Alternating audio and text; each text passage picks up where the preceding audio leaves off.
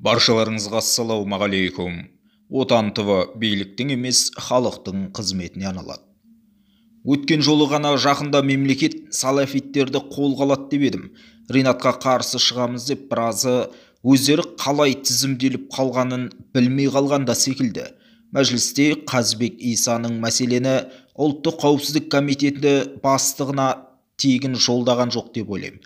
Қайрат Сатыбалды, Самат Әбіш, Дарын Мұбаров, Бекболат Тілеухан, Мұхамеджан Тазабековтердің осы іс бойынша тергелетіні түсінікті.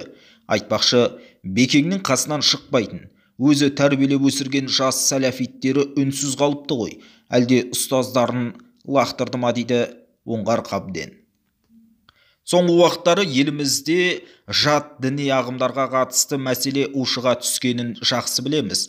Осы тақырып бойынша мәжіліс мінберінде депутаттар өз үндеулерін айтты. Олар мемлекет басшылығына мұндай діни ағымдарды заңмен тыю керек деп мәселеге нүкте қойды. Әрине бұны халық қоштайды, себебі ел арасына ірткі салып жүргендерді баяғыда тұқырту керек еді. Қазақстан қанша жерден зайырлы мемлекет болса да, бұлардың жалғанды жалпағынан басып, өздерінің ойына келгенін істеп, арабшыл, уахапшыл діндерін насихаттауына жол бермеуіміз керек.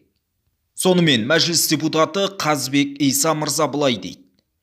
Қазақстан Республикасының премьер-министрі Әлихан Смайыловқа, Қазақстан Республикасы Қауіпсіздік комитетінің төрағасы Сағынбаевқа: мен бүгін парламентте Ақжол талай көтеріп жүрген дін жайлы маңызды тақырыпты қозғасам деймін. Құрметті әріптестер, діни радикализмге заңмен қатаң тыйым салатын кез жетті. Өйткені олар ұлтты жою күресін қатаң да қатты қарқынмен жалғастыруда. Ақжол партиясы парламентте талай жылдан бері діни теріс ағымдарға қатаң тосқауыл қоятын заң қабылдауды ұсынып келеміз. Тәуелсіз зайырлы мемлекет құру алаштықтар айқындаған жол. Біріншіден, осыдан 12 жыл бұрын, 2011 жылы бұл мәселені билікте қолға алып барлық министрлікпен, бас прокуратура мен жоғарғы сотта қолдағанда, қай орган, кімдер қарсы болды? Тек ұлттық қауіпсіздік комитеті қарсы шығып, осы тыйым салу заңға енбей қалды. Мен мұны сол кезде ұлттық қауіпсіздік комитеті Алматы қаласы әкімдігінде ұйымдастырған конференцияда радикалдық теріс ағымдарға қарсы заң қабылдауға тек сіздер ғана қарсы болдыңыздар. Арам шөптің тамырын жоймаса, тек бетін ғана шапқан болса, ол қайта қаулап шыға береді. Сіздер осылай елді алдап келесіздер деп ашық айттым. Қазақ үні газетінде ұлттық қауіпсіздік комитеті ұлтқа қауіпті комитет пе деген мақалада жаздық. Енді сол күдігіміз кешегі қаңтар қасіретінде расқа айналды. Қазір ұлттық қауіпсіздік комитетінің басшыларынан қосшыларына дейін қаңтарда мемлекетке опасыздық жасаған үшін сотталып жатыр. Ал қаңтарда болған қанды оқиғаның негізгі күші діни радикал топтар екені анықталып, тергеліп жатқаны белгілі. Кешегі қаңтар оқиғасындағы бас прокуратура мен құқық қорғау органдарының ресми мәліметтерінде де діни радикалдар мен экстремистердің шабуылы айқын жазылған. Ал діни радикализмге заңмен тыйым салу керектігі туралы біз Ақжол партиясы 2022 жылы 26 қаңтарда қаңтар қасіреті шындығын ашық айту, парламенттік тыңдау жасау туралы парламентке алғаш көтергенде де, кейін 14 наурызда сол тыңдау өткен мәжіліске бас прокурор бастап келген құзырлы органдардың есебінде де 2 рет жасаған депутаттық сауалымызда да атап айтсақ та, бірақ әлі де нәтиже жоқ. Енді мемлекетімізден айырылып қала жаздаған қаншама адам құрбан болған қанды төңкерістен кейін не күтіп отырмыз? Екіншіден, ал осыдан 14 жыл бұрын 2009 жылы да дін заңына өзгерістер енгізілетін болды да, біз Қазақ үні газетінде діни басқармамен бірігіп, заңға діни теріс ағымдарға тыйым салатын бап енгізу мәселесін көтердік. Қазақ үні газеті өз қаржысына осы өте өзекті діни тақырыпқа арнаулы санын 10 000 дана артық шығарып, бірінші бетіне бас мүфти Әбсаттар Қажы Дербісәлінің барлық мешіттерде радикал ағымдарға қарсы тосқауыл қою және дін туралы заңға осыған байланысты бап енгізуді қолдау туралы үндеуін жариялап, барлық мешіттерге тараттық.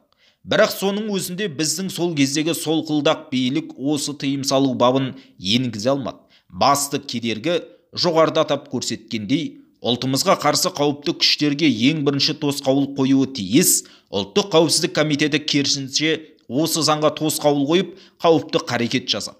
Сол кезде Қазақ үні газеті көтерген сол заң жобасы қабылданғанда, содан кейінгі ақыры қаңтар қанды қасабына әкелген небір қайғылы оқиғалар, бір ұлттың діни теріс ағымдар арқылы екіге бөлінуі секілді қасіреттер болмас еді.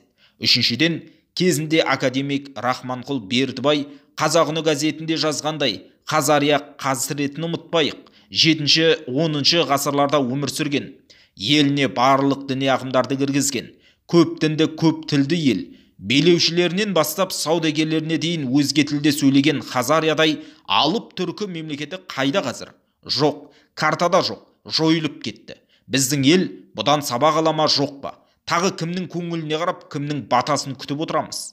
Төртіншіден, дін барда ұлты жоқ, сақалы барда мұрты жоқ, ел түбіне сол жетер деп, бір ғасыр бұрын мұртсыз сақалдылардан сақтандырып жыр жазған Мәшһүр Жүсіп әулие шынында көреген екен. Мен өзім осы жасыма кешеге дейін мұрты жоқ сақалдыларды көрген емеспін. Мұрты жоқ, тек сақалы сапсиып тұрған хан Абылайды, Әйтеке, Төле, Қазбек билерді, Ермахамбет ұлы Абай, Жамбыл, Әлихандарды елестете аламыз ба? Жоқ. Қазіргі шетелге барып, күмәнді оқуларда бірнеше ай оқып келіп, желіде желпініп дәріс оқитын, теріс уағыз айтатын теріс ағымды ұстаздар осы ұлыларымыздан артық ақылы асып, білімі тасып келгендер ме? Сан ғасыр ата-бабасы ұстаған асыл салт дәстүрінен безіп, ұлтқа қарсы шығатын, терісіне сыймай тепсініп тұратын мұртсыз сақалды көргенде, ұлтсыз шаһарды көргендей боласың. Ұлтынан, дәстүрлі дінінен безгендер, әруақ тербеген ата-бабасын ақмақ, әке-шешесін кәпір көргендер, өз тамырын өзі отап жатқандарын сезбейтіндер, қазір ән әлемінде, айтыста, спортта да тайраңдап жүрген жат ағымның өкілдері дінді жамылып алып, әріптестер мен әнсүйер жанкүйерлеріне өз салттарын кіргізіп жатыр. Бесіншіден, өткен 30 жылдық теріс саясат қазақтың нұр деген жалынды сөзін жағымсыз сөзге айналдырса, теріс діни ағымдарға тіпті ең қымбат ана деген аяулы атпен қатар аталатын шеше деген қастерлі атауға қара күйе жағып, ұстаз деген уағатты ұғымның мәнін құртты. Тіпті ең қасиетті болып саналатын асыл дініміз исламды ең қауіпті ағымға айналдыру үшін барын салып жатқандар қазір қайта күшейіп келеді. Діни теріс ағымдағылар елді екіге бөліп, мылтықсыз-ақ мыңдаған жастарымызды қазақтың қатарынан шығарып қана қоймай, ұлтты жою үшін елге қарсы қауіпті күштерге айналдырып жатыр. Мемлекет діннен бөлектеп, көз алдыңда іргеміздің шайқалып жатқанына қол қусырып қарап отыру ел тағдырына қарсы күштерге беріп қойып, жеңілетінін алдын ала мойындау болып саналады. Дін саласында бізден көршілер туыс ел Өзбекстанның озық тәжірибесін алу керек. Қауіптің қайдан келетінін жақсы білетін өзбектерде бұрында ешқандай теріс ағымдардың тайраңдауына жол жоқ болатын. Жақында тағы да дін туралы заңын қатаңдатты. 6.